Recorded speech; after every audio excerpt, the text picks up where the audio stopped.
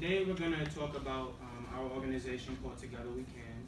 We're going to talk about why it was funded, some of the things that we do, some of the things that we've done, and some of the things that we hope to do. I'm going to talk about my life story a little bit because my life story correlates very well to why this organization was founded. And Ms. Catherine can jump in whenever she wants. This is totally laid back. Anybody can ask a question. It won't be too formal. You can participate. All right. So now I want to jump into my life story. I grew up in the Bronx, New York. It was me and my mother. My mother is a single parent. So I do have a sibling. Her name is India. And we had separate childhoods. Me and my sister is about, I want to say 20 years apart. So when I was born, my sister moved out. She got a job. She kind of started living on her own. And she's doing very well right now. She actually just had a child. Her name is Nia, so I have a niece. Probably after this presentation, I can show you some pictures if you'd like to see. I'm very excited about that. But back to myself now. So my mother is a single parent, and that's pretty common where I grow up. It's a lot of single mothers, a lot. So she had to do all that she can do to provide for me and make sure there was a roof over my head, clothes in my stomach, food in my stomach. I mean, clothes on my back, food in my stomach. You get it. So, yeah, so she had to work a lot. She was out of the house most of the time. She worked 8 to 4, 4 to 12. That means 8 a.m. to 4 p.m., and then that means 4 p.m. to 12 a.m. So I spent a lot of my time in school and being babysat after school. So I didn't see my mother that much throughout the week. I might have seen her on weekends, but she was at work a lot. Overtime was a big thing. Now, while my mother was at work and I was in school, school was not my strong suit. I struggled severely in school. I struggled really bad. I was never good at academia. On top of that, I was also bullied. So when I was younger, I was very short. I was always shorter than most of my peers. I also weighed a significant amount of weight. I was always around 225 being the lowest, and it would go up from there. But 225 being the lowest for my height. And this made me a prime target for being bullied. So where I lived in my neighborhood, in the school that I attended in elementary school, bullying was a big thing, and I was a prime target. It's not a moment of my life that I like to talk about too much, so if you know me on campus, this might be something that you've never heard about me. So where do I want to go from there? So I struggled with academics, and I sought a lot of professional help. So doctors, psychologists, therapists, teachers, they diagnosed me and I was called to have learning disabilities. And it was just a whole bunch of, he can't do this, he can't do that, he needs this, he needs that.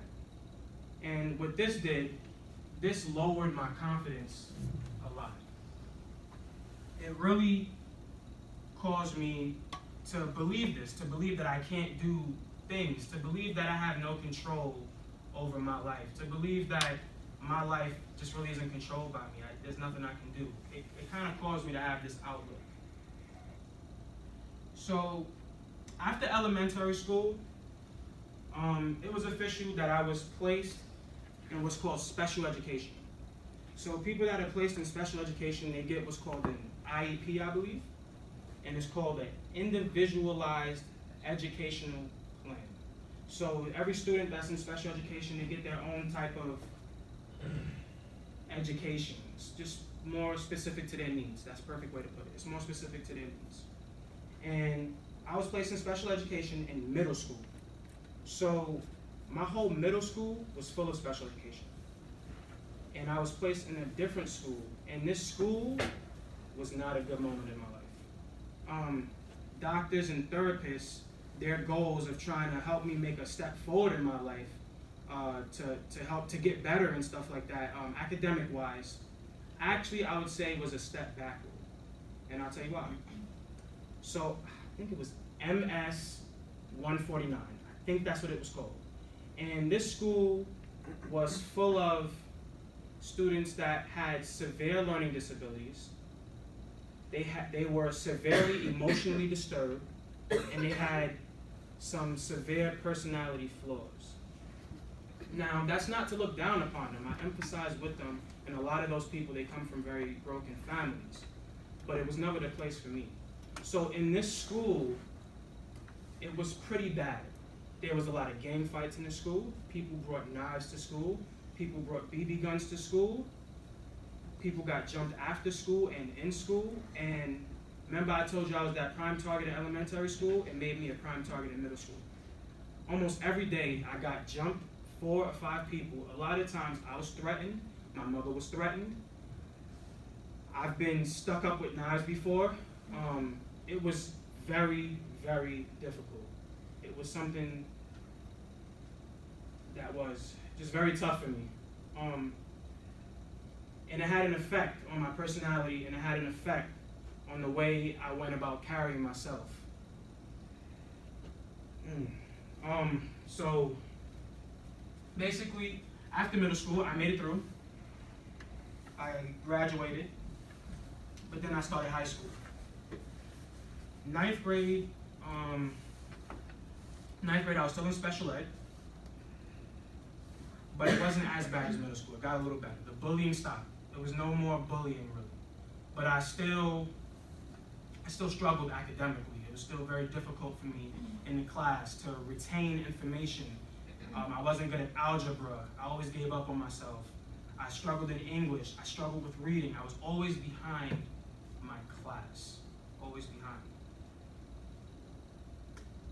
So as a turning point, sophomore year in high school, the summer of my sophomore year, was a big change in my life. This is when things get a little bit better. I met some people, teachers specifically, who really had a great impact on my life. I can remember their names too, Mr. Entriago, Mr. Lee, and a few other people. But they really encouraged me to think more of, I can do this, you can do that if you put your mind to it, if you really work hard for it. These people came into my life and they really cared for me. They really saw something in me that I never saw in myself, and it really had an effect on my life. So that summer, I actually passed my first 2 Regents, and it was a big deal for me. I know a lot of students, they passed the Regents, something that they should have done, but for me it was something that I didn't think I could do. So it was a very big deal for me. It was the first time in my life that I got a chance to see and feel how success and accomplishing something felt. And it changed me from that point forward. I got a chance to feel that. So I want to move ahead a little bit. I don't want to be all over the place. I want you guys to be able to follow along pretty well. All right. So pretty much after this, I started changing my attitude from I can't, to I can do this, and using my life story as a means to impacting others to get to think like that as well, because there's many people that were like me that think that same way. And you, probably some of you have stories similar to mine, I don't know, but you could. We can change the attitudes and the thoughts of other people from this I can't do this and I can't do that. So I want to say senior year, I want to get into why I decided to study criminal justice. Why do I have an interest in criminal law? Why did I get into this field? So I grew up in the Bronx, as I mentioned. I have strong love for the Bronx. Unfortunately, the South Bronx, 27th district, is the poorest district in the nation, if I'm not mistaken. I did my research. It's the poorest district in the nation. And there's a lot of stories that's similar to myself. There's a lot of parents, a lot of mothers, and there's some dads as well. We're not exclude single dads that just struggle from day to day to day. And one other thing that's very prominent in my neighborhood, and it still is people being in trouble with the law. I'm gonna just let you ponder on that for a second. So when I was a kid, a lot of people were in trouble with the law, and there's this distance between police officers and community, people in the community, individuals. There's this distance. A lot of people in the community feel like they can't trust the criminal justice system. They feel that the criminal justice system is flawed. They feel that the criminal justice system isn't designed for black people or minorities. And me as a kid, when we hear things and we see things from our peers and people that are older than us that we look up to, we start to adapt what's called these master narratives. We start to adapt them. So I also believed it. I believed that police officers and the criminal justice system was just not meant for me. There was always going to be this sort of distance, and there was always this fear between me and them. But I always had an interest in the criminal justice system. I always had an interest. So I remember senior year, with the help from some teachers and going through some of my interests and things that I felt passionate about, I was encouraged, and I also felt obligated to study the criminal justice system more in depth. And what better to do than go to college in an academic setting and study this field.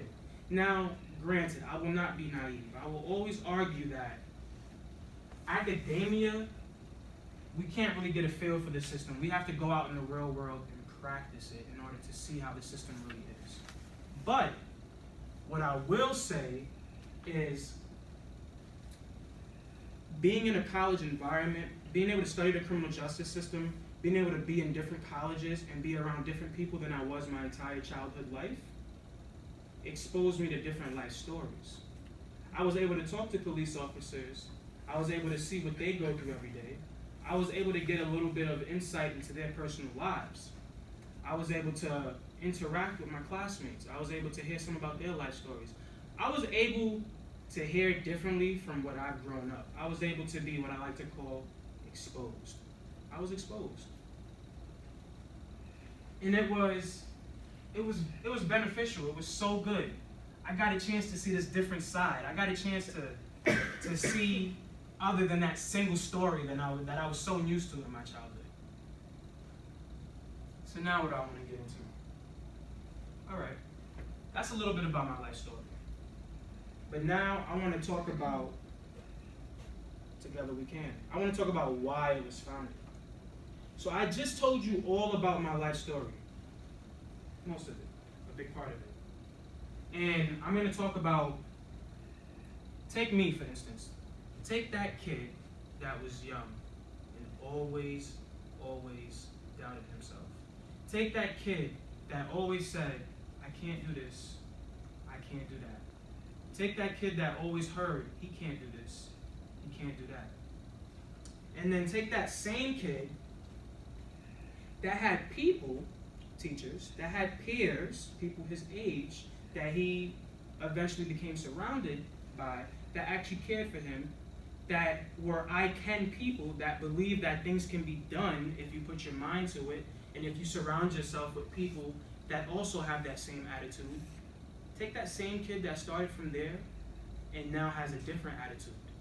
And when you take that kid starts to believe that I can do this, I can do that, and then that kid is able to impact others who might have felt the same way he felt before. So what is that called? I call that great leadership. So it's just great leaders. When we're able to inspire others, to motivate others, to do things that they feel passionate about. It could be anything as long as it's positive. It could be anything. We all have passions. I have a passion. You have a passion. Everyone has a passion in here. But it's great when we can develop these leadership skills and be able to seek out our passions that we have. It's really good. So that's what Together We Can is all about. Now, as I said, I have a great love for the Bronx, but I'm not limited to the Bronx. As you will see, we're more worldwide. I just came back from Guatemala last week. We're doing some things in Rochester. But it starts in the Bronx though. But we're worldwide, it's not limited just to the Bronx. So it's all about promoting leadership, helping students, helping kids, teens, and adults to acquire these leadership skills. We're not giving it to them and just saying, hey, you got it. No. We're helping them acquire these skills and be able to give these skills to other people. Because what good is it for someone to attain the skill but never pass it down? It just stays right there. It's just stagnated. So you want to help people get these skills that they need, but then also be able to give it to other people. It's all about giving. And with these skills that you acquire, this is when you see change in your communities, when you have good, positive passions being sought out into your communities. That's how you get community change. And that's what Together We Can is really all about. It's about helping people gain leadership and helping people make change in their communities. So I'm going to take you through a little bit about what we do